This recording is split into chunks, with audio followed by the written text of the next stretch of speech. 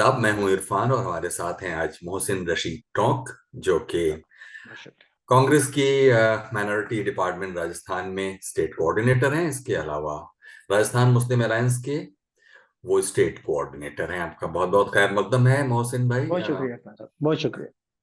हमको बताइए, अब तो इलेक्शंस बिल्कुल सिर पर आन पड़े हैं। क्या मुद्दे हैं कांग्रेस के, और क्या मेन कॉन्फ्लिक्ट्स क्या हैं, और क्या इश्यूज हैं जिन पर इस बार ये वाला इलेक्शन सब कुछ मबनी है? देखिए, अल्हम्दुलिल्लाह इस बार सबसे अच्छी बात यह है कि कांग्रेस को किसी मुद्दे पर वोट नहीं मांगना पड़ रहा है। जो पिछले 5 साल में कांग्रेस ने काम किया है, जो हमने लोगों को दिया है, जो लोगों के लिए नीतियां हमने, पॉलिसीज हमने बनाई हैं, वो हमारी अल्हम्दुलिल्लाह इतनी कारगर हैं कि लोगों को वो काम याद है। हमें वोट मांगना नहीं पड़ रहा। लोग अपने आप कह रहे हैं कि हम कांग्रेस को वोट देंगे। तो हमारा बेस जो है, जो बेस है हमारा वोटर्स का, वो एक तो जो कोर कांग्रेसी वोटर्स होता है वो है। दूसरा, जिन लोगों को कांग्रेस की, अशोक गहलोत की पॉलिसीज से, कांग्रेस गवर्नमेंट की पॉलिसीज से फायदा पहुंचा है, वो हमारा बेसिक बेसिक वोटर बेस है आज की तारीख में राजस्थान में। अशोक गहलोत की जो ये हुकूमत है उस पर मुसलमान कितना भरोसा करते हैं मोहसिन भाई? देखिए, मुसलमान बेसिकली कांग्रेस पे भरोसा करता है। जिन जिन कॉन्स्टिट्यूएंसीज में कांग्रेस मुसलमान वोट दे रहा है, मैं आपको बिल्कुल ग्राउंड रियलिटी बता रहा हूँ। जो एक कोर है मुसलमानों के दिल की जो बात है, मैं वो बता रहा हूँ आपको। मुसलमान कांग्रेस पे भरोसा करता है क्योंकि बीजेपी बार बार ऐसा महसूस कराती है कि उनका मकसद ही मुसलमानों पे हमला करना है, बदतमीजी करना है। उस लेवल की वो लोग बातें करते हैं जो एक पॉलिटिकल पार्टी से या एक लीडरशिप करने वाले इंसान से जिन बातों की तवक्को नहीं की जाती। इतने घटिया लेवल पे जब आप बातें करते हैं, तो फिर मुसलमानों को यह एहसास होता है कि इतने घटिया लोगों को आप पावर में नहीं आने दे सकते। और दूसरी बात है कि ऐसा नहीं है कि कांग्रेस कुछ नहीं करती। कांग्रेस ने मुसलमानों का भरोसा जीता है, पिछले 70 साल से जीत रखा है। कुछ जरूरतें हैं, मैं ऐसा भी नहीं कहूंगा कि बिल्कुल 100% है, कुछ रिफॉर्म्स की जरूरतें हैं। जैसे माइनॉरिटी डिपार्टमेंट जो है कांग्रेस का, उसे एक अग्रिम संगठन, फ्रंटल ऑर्गेनाइजेशन बनाने की जरूरत है। मुसलमानों को राज्यसभा में भेजने की जरूरत है। कुछ रिफॉर्म्स आना चाहिए, कुछ चेंजेस आना चाहिए, लेकिन फिर भी ओवरऑल ये हालात ये हैं कि मुसलमानों को कांग्रेस पे भरोसा है। हर स्टेट में, नेशन वाइड मुसलमानों को कांग्रेस पे भरोसा है। ये तो बात आपने एहसास वाली सही कही कि आमतौर पर मुसलमानों में ये एक फीलिंग, ये एक एहसास बना रहता है कि कांग्रेस शायद बेहतर है, बीजेपी के मुकाबले हजार गुना बेहतर है। लेकिन अगर हम अशोक गहलोत की सरकार की ही बात करें तो इनकी सरकार में, अशोक गहलोत की सरकार में मुसलमानों को कितना फायदा हुआ है और क्या फायदा हुआ है, इसका अगर कुछ हमको थोड़ा सा एक डिटेल बता पाएं तो शायद ज्यादा हमारे सुनने वाले भी इससे मुफाद मफाद पाएंगे। जी। देखिए, सबसे बड़ा फायदा जो मुसलमानों को इस सरकार में पहुंचा है, तो वो ये पहुंचा है कि जो हमारे मदरसा पैरा टीचर्स थे, उनको परमानेंट करने का प्रोसीजर करीब करीब पास हो चुका है। और इंशाल्लाह ताला सरकार बनते ही वो सारे जो लोग हैं वो परमानेंट हो जाएंगे। दूसरा फायदा, सोशल सिक्योरिटी हमारे लिए बहुत इंपॉर्टेंट है।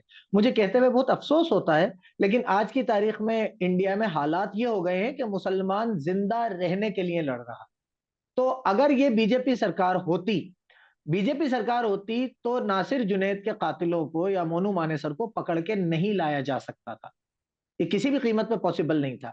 जितने मामला, जैसे इकबाल का भी मर्डर हुआ, उसके घर वालों को जो सहूलतें, जो ठीक है आप कोई मर गया, किसी का कत्ल हो गया, उसको तो वापस नहीं ला सकते, लेकिन उसके बाद उनके घर वालों के लिए आप अपनी हमदर्दी दिखाने के लिए क्या साबित करते हैं, वो एक बड़ा इशू होता है। तो अगर ये बीजेपी सरकार होती, तो जिस तरीके से एमएलए रफीक खान और अमीन कागजी साहब, दो एमएलए हैं कांग्रेस के, उन्होंने जिस तरीके से सरकार के सामने मुसलमानों का पहलू रखा, मुसलमानों की बात रखी, और इकबाल के घर वालों को 50 लाख का एक माली इमदाद दिलाई, एक नौकरी दिलाई, एक डेयरी बूथ दिलाई, ये चीजें जो मिली, वो हमें बीजेपी में हम इसकी तवक्को ही नहीं कर सकते थे। बीजेपी में तो हमें और ये उल्टा सोचना पड़ता कि हम ही को मार दिया जाएगा और हम ही को मुलजिम भी बना दिया जाएगा। तो जो आम तौर पे पब्लिक के फायदे की बातें हैं, तो ओल्ड पेंशन स्कीम है, उससे सारे ही मुसलमान, सारे ही हिंदू मुसलमान सबको फायदा है। मुसलमान गवर्नमेंट एम्प्लॉयज को भी और हिंदू को भी। जो बिजली है, वो हमारे हालात फाइनेंशियली ज्यादा कमजोर हैं, हर जगह मुसलमान फाइनेंशियली ज्यादा कमजोर है, तो बड़ा फायदा बिजली का एक मुसलमानों को मिल रहा है। जो सिलेंडर का फायदा है वो मुसलमानों को भी सबको मिल रहा है। और जो हमारे लड़कों को, पढ़े लिखे लड़के लड़कियों को परमानेंट किया जा रहा है। अगर हम सरकारी नौकरियों में इस तरीके से compete करके नहीं पहुंच पा रहे रिजर्वेशन या दूसरी वजूहात की वजह से, तो मदरसा पैरा टीचर्स को परमानेंट करना कौम के लिए एक बहुत अहम मुद्दा था। और अल्हम्दुलिल्लाह अशोक गहलोत सरकार ने मदरसा पैरा टीचर्स को परमानेंट किया, जिसका फायदा मुस्तकबिल में बहुत ज्यादा दिखेगा इंशाल्लाह। आप तो ये जानते हैं कि ग्रास रूट लेवल पर ही सबसे ज्यादा इश्यूज होते हैं, और उनको आप कैपिटल में बैठकर, मिसाल के तौर पर जयपुर में बैठकर आप टोंक के मसले को उस तरह एड्रेस नहीं कर सकते जैसा उसे किया जाना चाहिए। और जी। समाजी सतह पर भी एक मुस्लिम दोस्त इमेज बनाने की भी एक सवाल होता है। तो खुद Congress party grass root level पर अपनी ये इमेज, कि वो एक मुस्लिम दोस्त इमेज है उसकी, इसके लिए क्या करती है, और उसके लिए क्या उसने छोटी छोटी टुकड़ियों में ऐसे लोग, ऐसे छोटे ग्रास रूट ऑर्गेनाइजेशंस और जमीन पर सतही तौर पर काम करने वाले लोगों की कोई एक टीम या फौज खड़ी की है? देखिए इरफान साहब, मैं माजरत के साथ ये कहना चाहूंगा कि कोई पॉलिटिकल पार्टी किसी भी कम्युनिटी या किसी भी लोगों की दोस्त नहीं होती। उसमें चुने हुए जो लोग होते हैं, जिनके हाथ में इख्तिदार होता है, वो ये साबित करते हैं कि वो किसके लिए फायदेमंद है और किसके लिए नहीं है। तो कांग्रेस में पहली बार आप राजस्थान कांग्रेस की हिस्ट्री उठा के देखिएगा, अल्लाह बख्शे माहिर आजाद साहब के बाद, उनके इंतकाल के बाद कोई भी मुस्लिम लीडर ऐसा नहीं बचा था जो कौम के मसाइल में बोलता हो। ज्यादातर लीडर्स की हालत ऐसी हो गई थी कि वो अपना हिंदू वोट बैंक कटने के डर से, जबकि ऐसा था नहीं, वो मुसलमानों के वाजिब मामलात में भी नहीं बोलते थे। लेकिन पिछली अशोक गहलोत सरकार में 3 आदमी ऐसे दिखाई दिए जिन्होंने पुरजोर तरीके से जहां मुसलमानों का हक था वहां उनके हक की आवाज उठाई। आदर्श नगर विधायक एमएलए रफीक खान, किशन पोल विधायक अमीन कागजी साहब और नगर विधायक वाजिब अली साहब, इन तीनों ने विधानसभा में हर वो मुद्दा उठाया, चाहे छोटा हो, चाहे किसी एक किताब में अल्लाह के नबी या मुसलमानों या मदारिस के लिए कुछ हल्की बात लिख दी गई हो, ऐसा मुद्दा भी इन लोगों ने विधानसभा में उठाया। तो मेरी नजर में, मैं शुक्रगुजार हूं इस बात का कि कांग्रेस पार्टी ने ऐसे लोगों को नुमाइंदगी दी, ऐसे लोगों को टिकट देके उनके विधानसभा पहुंचने के रास्ते खोले, जो कौम की आवाज बिना किसी डर के उठा सकते हो। तो मेरी नजर में ये एक बहुत बड़ा कदम है, जबकि बीजेपी ये साबित कर रही है कि हम हमारे पुराने वफादार यूनुस खान को भी टिकट नहीं देंगे, क्योंकि हमारी पॉलिसी 200 में से एक भी टिकट किसी राजस्थान के मुसलमान को देना नहीं है। बीजेपी ये मैसेज दे रही है कि हम अमीन खान को भी टिकट नहीं देंगे और यूनुस खान को भी टिकट नहीं देंगे। क्यों? क्योंकि उनका नाम मुसलमान है। वहीं पर कांग्रेस ऐसे लोगों को टिकट दे रही है जहां पर जो मुसलमानों की आवाज, अपनी कौम की आवाज पुरजोर तरीके से उठा रहे हैं। हाँ, इसमें थोड़ी गुंजाइश है, मैं ये एक्सेप्ट करता हूं कि और ज्यादा देना चाहिए। उन जगहों पे भी मुस्लिम लीडरशिप खड़ी करना चाहिए जहां से मुसलमान और ज्यादा जीत के आ सकते हैं। लेकिन अभी हमारे पास चुनाव का मतलब होता है कि हम किसको चुने। हम सभी को नकार देंगे तो हम कहीं हमारा वजूद ही खत्म हो जाएगा। तो जो दो लोग, दो ऑप्शंस हमारे सामने हैं, उसमें अभी बेहतर, बहुत बेहतर, 1000 गुना बेहतर हमारे लिए कांग्रेस है। अगर रफीक खान, वाजिब अली, अमीन कागजी जैसा एक नुमाइंदा भी हमारा राजस्थान विधानसभा में होता है तो वो पूरे राजस्थान की आवाज उठा सकता है। यहाँ पर एक सवाल और भी ये उठता है मोहसिन भाई, कि आपने देखा होगा कि जो दूसरे स्टेट्स हैं वहां पर बेशक जीत तो वो जाते हैं कि कांग्रेस के उम्मीदवार के तौर पर, लेकिन अब जिस तरह की लालच की एक दुनिया है और जिस तरह की हॉर्स ट्रेडिंग वगैरह होती है, ये सब बातें छुपी हुई नहीं है। तो जीत तो वो गए आपकी हिमायत से और आपके वोटों से, लेकिन फिर वो चले जाते हैं दूसरी पार्टियों में, खासतौर पर तो बीजेपी में। तो इसके लिए जो राजस्थान में कांग्रेस का जो कंट्रोल मैनेजमेंट है, वो कैसे इसको इंश्योर करेगा कि जो जीता तो कांग्रेस के टिकट पर लेकिन गया नहीं वो बीजेपी में? देखिए, जिन लोगों का हमारे बहुत बड़े बड़े एग्जाम्पल सामने हैं, ज्योति खंडेलवाल जयपुर की मेयर रही, कांग्रेस से मेयर रही हैं, लेकिन अशोक गहलोत साहब ने और सचिन पायलट साहब ने कुछ ना कुछ देखा होगा, जब भी उनको टिकट नहीं दिया और वो बीजेपी में चली गई। हालात ये हुए कि बीजेपी में जाने के बाद बीजेपी ने भी उन्हें टिकट नहीं दिया। ऐसे बहुत से एग्जाम्पल्स हैं। हमें हमारी लीडरशिप पे भरोसा तो करना पड़ेगा। देखिए इरफान साहब, किसी के चेहरे पे नहीं लिखा हुआ होता है कि वो वफादार है या धोखेबाज है, लेकिन फिर भी जहां तक अशोक गहलोत सरकार की बात है, जहां पर राजस्थान कांग्रेस की बात है, जहां पर राजस्थान में कांग्रेस लीडरशिप की बात है, हमने इन चीजों को बिल्कुल जीरो कर दिया। अमित शाह और मोदी मिलके भी ना पैसे से, ना डरा के, ना ईडी और दूसरी एजेंसीज का डर दिखा के राजस्थान की सरकार नहीं गिरा पाए और एमएलए तक नहीं पहुंच पाए। और हमारे एमएलए ने भी यह साबित किया कि अफवाहें कुछ भी उड़ी हो, बातें कुछ भी आई हो, लेकिन हमारे एमएलए में से एक ने भी बीजेपी को सपोर्ट नहीं किया। हमारे घर की लड़ाई कुछ भी हो सकती है, एक घर में नाइत्तेफाकी होती है, लेकिन उसका फायदा हमने किसी बाहर वाले को नहीं पहुंचाया। तो इंशाल्लाह ताला मुझे अभी भी ये उम्मीद है नेशनल लीडरशिप से और स्टेट लीडरशिप से कि ऐसी नौबत नहीं आएगी इंशाल्लाह। अच्छा, खुद देखिएगा कि जब इलेक्शंस आ जाते हैं, वोटिंग की तारीख नजदीक आ जाती है, तो एक हमेशा इलेक्शन कमीशन खुद भी ये कहता रहता है भाई आइए आइए वोट डालिए वगैरह वगैरह। लेकिन अगर यहाँ देखें इस माशरे में, मुसलमानों के माशरे में खुद बड़ा रोल होता है जो उलेमा होते हैं या कायदीन होते हैं, उनका बड़ा रोल होता है कि एक कम्युनिटी को मोबिलाइज करना, उनको वोट डालने के लिए बुलाना। इस सिलसिले में क्या खुद टोंक में या राजस्थान में आप क्या देख पा रहे हैं पहलकदमियां? जी माशाल्लाह, इस बार बहुत बहुत बेहतर बात यह है कि आलिमों का और हमारे जो दीनी इदारे हैं उनका एक अहम रोल सामने आया है। जयपुर में एमएलए रफीक खान के सामने एक आध दो जो निर्दलीय दूसरी पार्टी से मुस्लिम कैंडिडेट खड़े हो गए, तो उनके लिए आदर्श नगर में जो उस विधानसभा में इदारे हैं, दीनी इदारे हैं और जो आलिम हजरात हैं, उन्होंने खुद ने अपनी मर्जी से ऐसे लेटर्स शाया किए हैं कि आप रफीक खान को ही वोट दें और किसी दूसरी पार्टी या किसी और कैंडिडेट की तरफ को वोट नहीं दें। उसमें एक सबसे बड़ा रोल ये भी है कि आम आदमी पार्टी हो चाहे से एमआईएम हो, दोनों ही पार्टीज ने रफीक खान, जो कि एक स्ट्रांग वॉइस रहे हैं राजस्थान के मुसलमानों की, उनके सामने कैंडिडेट्स उतार दिए, दोनों मुसलमान।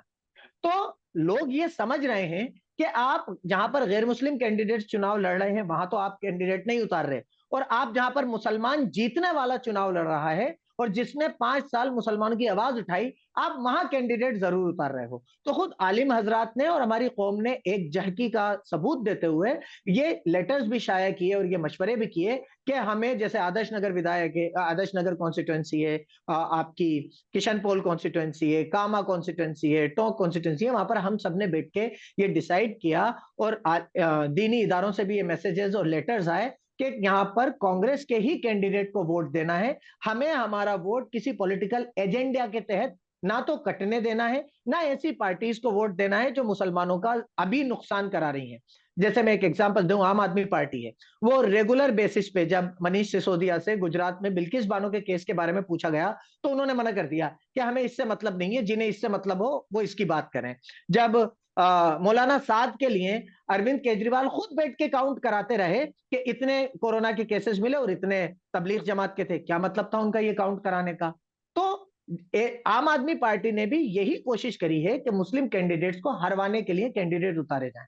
तो अल्हम्दुलिल्लाह दीनी इदारों का और आलिमों का इस बार एक बहुत बड़ा रोल सामने आ रहा है, जिससे ये दिख रहा है कि वो कौम को एक जगह इत्तेफाक से वोट करने के लिए बहुत ज्यादा आगे बढ़ा रहे हैं, बहुत ज्यादा उन्हें सपोर्ट कर रहे हैं, मोटिवेट कर रहे हैं उन्हें बहुत ज्यादा। आपने आम आदमी पार्टी का तो जिक्र किया, लेकिन आप AIMIM के बारे में कुछ कम बता पाए। बताइए, उनसे उनसे क्या मसला है? देखिए एआईएमआईएम का सबसे बड़ा मसला ये है कि जितने बड़े पॉलिटिशियन असदुद्दीन ओवैसी साहब हैं, वो उस उम्मीद के तहत स्टेट बॉडीज उनकी काम नहीं करती हैं, उनकी कुछ भी तैयारी नहीं थी। उन लोगों ने कैंडिडेचर देखना ही नहीं चाहा। जहां पर उन्हें लड़ाना चाहिए था, अगर आपको मुस्लिम रिप्रेजेंटेशन की बात करना है तो आप मुस्लिम रिप्रेजेंटेशन को खत्म कैसे कर सकते हैं? मैं सिर्फ ये सवाल, मेरी खुद असद साहब से बात हुई, असद भाई से मैं खुद पर्सनली मिला और मैंने उन्हें ये मशवरा भी दिया था कि राजस्थान में आप कम से कम मुसलमान कैंडिडेट के सामने कैंडिडेट मत उतारिएगा। लेकिन हुआ इसका जस्ट ऑपोजिट। मुसलमान कैंडिडेट के सामने कैंडिडेट उतारे गए और जहां से मुस्लिम रिप्रेजेंटेशन हो सकता था वहां पर नहीं उतारे गए। दूसरी बात, ना एआईएमआईएम राजस्थान की मैं बात करूं तो ना उनका कोई एक सिस्टम है, कि कोई पर्यवेक्षक आए, वो लोगों से मिलें, बायोडेटा कॉल करें, ना उनके पास कोई टीम थी। तो उन लोगों का एक बहुत ही अजीब सा रवैया नजर आया कि उन्होंने टारगेट किया उन मुस्लिम कैंडिडेट्स को जो जीत सकते थे और उनके सामने कैंडिडेट्स उतारे। मैं किसी भी, देखिए मैंने आपसे शुरू में एक बात कही थी कि कोई पार्टी 100% अच्छी या बुरी नहीं होती, उसके लोग होते हैं जो आपको फायदा पहुंचाते हैं या नुकसान पहुंचाते हैं। अभी एआईएमआईएम राजस्थान में जो है, वो उसके लोग हैं जो मुसलमानों को नुकसान पहुंचा रहे हैं, ना कि फायदा पहुंचा रहे हैं। तो मैं, कोई भी पार्टी हो, मोहसिन रशीद खुद भी होगा, तो भी मैं अपने आप को भी उस जगह जस्टिफाई नहीं करूंगा जहां से कौम को नुकसान हो रहा हो, जहां से आम आदमी को नुकसान हो रहा हो। तो इन दोनों की ही पार्टीज का अभी का जो मामलात हैं, वो बहुत ज्यादा शक के घेरे में है। मैं इल्जाम किसी पे नहीं लगाता, लेकिन अगर आप उनके कैंडिडेचर को एनालाइज करेंगे तो आपको खुद को ये चीज दिखेगी कि उनका मकसद लीडरशिप खत्म करना है, ना कि कयादत खड़ी करना। ये भी देखिएगा मोहसिन भाई कि ये एक माशरे में ये एक बात पिछले कुछ बरसों से, अब हम लोगों के इलेक्टोरल डेमोक्रेसी के इतने साल हो गए, लेकिन लोग बार बार ठगे जाते हैं और चले जाते हैं, इसलिए वो इस नतीजे पे पहुंचते हैं कि कोई भी काम नहीं करता, इसलिए हम नोटा को बटन दबा देंगे। तो अभी बीच में जी आपने खुद भी जिक्र किया था ये नोटा वाली बात। जी तो ये जो नोटा वाला मामला है, ये तो हम नहीं समझते कि कोई ज्यादा कोई वाइज कदम तो नहीं कहा जाएगा। आप क्या कहते हैं इस नोटा के मसले पे?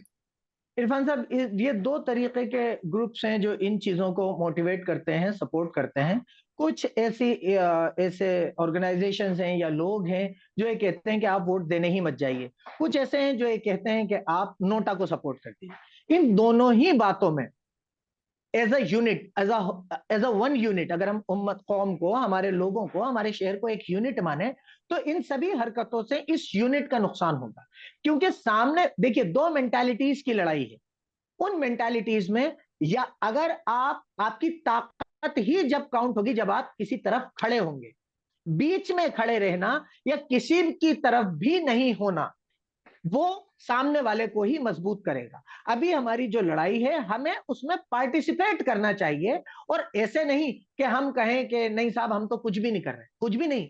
आपको जो सही है, मैं ये तस्लीम करता हूं कि हो सकता है मोहसिन रशीद 100% सही ना हो, लेकिन अगर मोहसिन रशीद, सामने वाला है वो मोहसिन रशीद से भी ज्यादा गलत है और मोहसिन रशीद उससे सही है, तो हमें उस आदमी का सपोर्ट करना चाहिए जो इस वक्त सबसे ज्यादा सही है, जो हमारी कौम के लिए, हमारे शहर के लिए, हिंदुस्तान के लिए, इस इंडिया की रूह के लिए सबसे ज्यादा मुफीद है। नोटा को वोट देना या वोट करने ना जाना इस मुल्क के लिए नुकसानदेह है।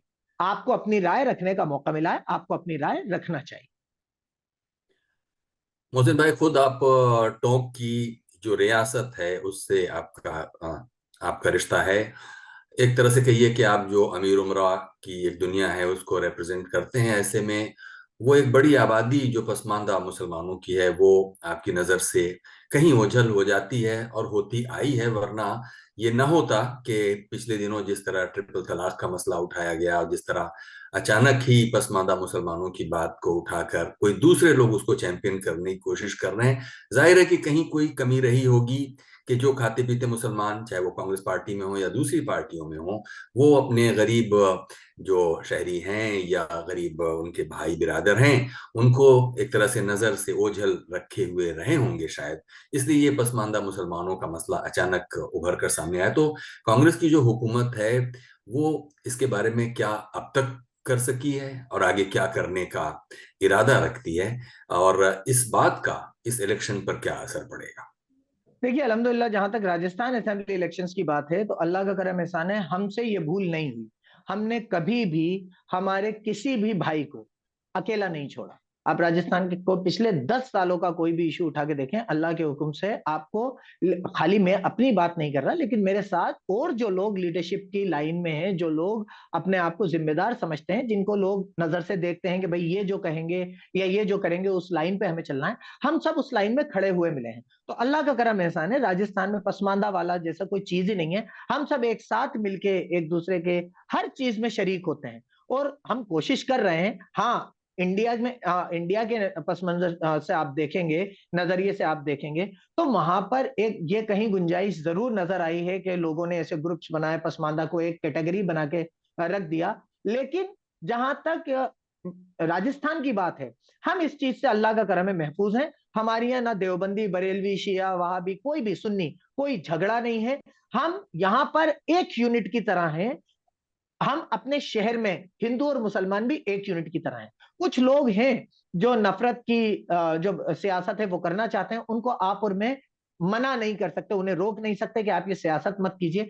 वो कुछ लोग हैं, और अगर फिर भी हमसे कोताहियां हुई हैं तो हम इस काम में, इस लाइन में इंशाल्लाह ताला काम कर रहे हैं। और अल्लाह ने चाहा तो अगले 5 साल में राजस्थान में आप बड़े बड़े चेंजेस देखेंगे। अल्लाह सरकार बनाएगा, उसके बाद इंशाल्लाह ताला बड़े चेंजेस देखेंगे। हम किसी को भी पीछे नहीं छोड़ेंगे इंशाल्लाह। अगर सिर्फ टोंक टोंक की ही बात करें तो होता यही है कि अगर आप गली चौराहे नुक्कड़ पर निकल जाएं तो चार अच्छी बातें चार बुरी बातें कहने वाले लोग, जाहिर है कि वो किसी मैलिशियस इंटेंशन से नहीं कहते, वो उनकी जिंदगी में गुजरी हुई चीजें होती हैं। तो खुद टोंक में अगर आप देखिए तो चाहे वो रोजगार के मौके हों या एजुकेशन से लेकर हेल्थ तक के मौके हों, टोंक में क्या मैप प्लान है? अगर आप सिर्फ टोंक में, चूंकि आप रिप्रेजेंट करते हैं वहां से, तो अभी अगर किसी टोंक के चौराहे पर जाऊं तो बोलेंगे कि वो फलां नेता आए थे, उन्होंने फलां जगह का तो बहुत डेवलपमेंट किया, लेकिन टोंक वहीं का वहीं रह गया। तो खुद अगर आप टोंक की बात करें तो आपके पास यहाँ के जो यूथ हैं उनके लिए एम्प्लॉयमेंट का सवाल, उन यहाँ पे औरतों बच्चों बूढ़ों के लिए इलाज का, या फिर आगे की पढ़ाई का क्या मैप प्लान है? देखिए इरफान साहब, सबसे पहली चीज जो मैंने अभी तक लोगों से वादा किया है, सचिन पायलट साहब यहाँ से लड़ रहे हैं, इंशाल्लाह ताला वो जीतेंगे। तो पहली चीज उनका साथ लेके जो मैं करना चाहता हूँ, जो मैंने लोगों से बात कही है, वो है ट्रेन। टोंक अभी तक वाहिद ऐसा डिस्ट्रिक्ट हेडक्वार्टर है जहां पर ट्रेन नहीं है, जहां पर हम रेलवे लाइन से कनेक्टेड नहीं। तो इंशाल्लाह ताला हमें कैसे भी करना पड़े, हम अपनी जान तक की बाजी लगा के इस टेन्योर में इंशाल्लाह ताला ट्रेन टोंक में लेकर आएंगे, जिससे रोजगार बहुत ज्यादा बढ़ेगा। हमारे रोजगार में पीछे रहने की सबसे बड़ी वजह यह है कि क्योंकि रेलवे लाइन नहीं है तो यहाँ पर इंडस्ट्रीज नहीं है, दूसरे कोई बड़े इंस्टीट्यूशंस नहीं है। रेलवे लाइन कनेक्ट हो जाएगी तो लोगों की मार्केट तो है ना, ऐसा तो नहीं है कि लोगों को मार्केट की जरूरत नहीं है, लेकिन मार्केट में आने के बाद जो मुश्किलात सामने आती हैं उनकी वजह से लोग टोंक से दूर हैं। जयपुर का डेवलपमेंट हो चुका, सवाई माधोपुर अच्छा खासा डेवलप्ड है एम्प्लॉयमेंट के एतबार से, कोटा बहुत अच्छा डेवलप है, और अजमेर बहुत बहुत अच्छा डेवलप, चारों तरफ के जगहें डेवलपमेंट पे और रोजगार के एतबार पे बहुत अच्छी हैं। टोंक की जो वाहिद मुझे वजह लगती है वो ये लगती है कि टोंक रेलवे लाइन से ना तो जयपुर से कनेक्टेड है, ना दिल्ली से, सवाई माधोपुर से, बॉम्बे से, कहीं से भी कनेक्टेड नहीं है। तो हम पहली चीज ये करेंगे कि टोंक में railway track, railway line, railway station लाने की पुरजोर कोशिश करेंगे। दूसरी चीज जिससे टोंक सबसे ज्यादा जूझ रहा है वो है नशा। तो चुनाव खत्म होते ही, सचिन पायलट साहब के जीतते ही और कांग्रेस सरकार बनते ही, हम पहली चीज की कोशिश ये करेंगे कि टोंक से नशा बिल्कुल खत्म हो जाए। उसके लिए हमें कुछ भी करना पड़े, इंशाल्लाह ताला सरकार हमारी होगी, हम सरकार के लेवल पे पूरी दिलो जान से कोशिश करेंगे कि नशा खत्म हो जाए। तो ट्रेन से हमारी यहाँ एम्प्लॉयमेंट बढ़ेगा, और नशा खत्म हो जाएगा तो हमारे बच्चे जो नशे की जद में जा रहे हैं उनका मुस्तकबिल बचेगा। एजुकेशन की जहां तक बात है तो अल्हम्दुलिल्लाह टोंक में एजुकेशन अच्छी है, आपको हर घर में पढ़ी हुई लड़कियां, पढ़े हुए लड़के मिलेंगे। जो नहीं है वो एम्प्लॉयमेंट की वजह से नहीं है, एजुकेशनल रिसोर्सेज की वजह से ऐसा नहीं है कि लोग नहीं पढ़ पा रहे। प्रॉब्लम यह है कि बच्चों को कमाने जाना पड़ता है। तो अगर उनके बड़े भाई या बाप अच्छा कमाएंगे तो उन्हें फिर वो पढ़ा सकेंगे, पढ़ने के लिए भेज सकेंगे। तो मुझे उम्मीद यह है कि ट्रेन का आना और नशे का जाना, ये दो चीजें टोंक के लिए बहुत अहम साबित होंगी। और अल्लाह ताला, मैं चाहता हूं अल्लाह ताला हमारे जरिए ये काम ले ले, ताकि हम अपने शहर के लिए कुछ करके मर सकें। ये तो हुई टॉक की बात। अगर हम जी। आपसे एक स्टेट कोऑर्डिनेटर के तौर पर ये सवाल पूछें कि बीजेपी के चुनावी मुद्दे इस बार क्या हैं और कांग्रेस के चुनावी मुद्दे क्या हैं, क्या सिर्फ इसलिए मुसलमानों को कांग्रेस को वोट देना चाहिए कि उसे बीजेपी को नहीं देना चाहिए, सिर्फ इसलिए दे देना चाहिए, या कुछ मुद्दे सामने हैं? देखिए इरफान साहब, जाती तौर पे मेरा मानना यह है कि हमें कोई भी फैसला इसीलिए तो करना ही नहीं चाहिए कि हम वो फैसला नहीं कर सकते। कांग्रेस को वोट इसलिए नहीं देना चाहिए कि हम बीजेपी को नहीं आने देना चाहते हैं। हमें कोई डर नहीं है बीजेपी से। हमने पिछले 5 साल जब पायलट साहब से पहले अजीत मेहता थे, जब भी हमने गुजारे हैं, चाहे लड़के गुजारे हों, चाहे जद्दोजहद से गुजारे हों। हमारा वजूद अल्लाह के हुक्म की वजह से है, किसी पार्टी की वजह से नहीं है। बीजेपी हमें जब तक खत्म नहीं कर सकती जब तक अल्लाह नहीं चाहे।